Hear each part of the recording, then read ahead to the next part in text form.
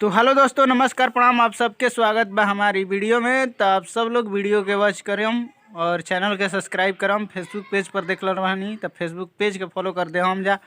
और आप सब लोग ठंडी से बची, कहे से कि ठंडी बहुत ज़्यादा गिर रहा बा अपना बिहार में। तो आप सब लोग ठंडी से बची और वीडियो के मज़ा लें घर में बैठल बैठल। और ये देखी हम अपना घर पर बनी और हमारी छोटी सी गाय यानी बछिया है, इसका मम्मी नहीं है तो इसको हम लोग रखे हैं।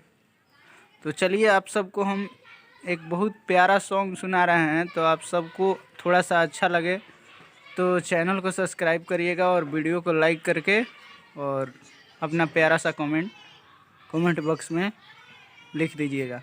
चलिए हम आप सबको एक सॉन्ग सुना रहे हैं। गोरखपुरिया भौजी के बनो ताटे घरवा, सब लोग दे हम अपन प्यारावा।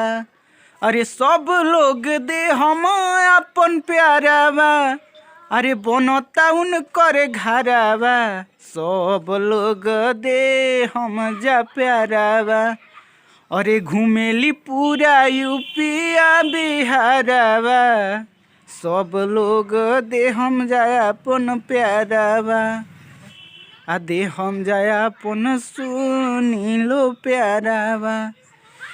कौन आवाज होखे पहिले उठाई है, केहू गरीब के ना तनी को सताई है। करेली मदद देवेली असरावा, बनता उनकर घरवा, सब लोग दे हम अपन प्यारावा।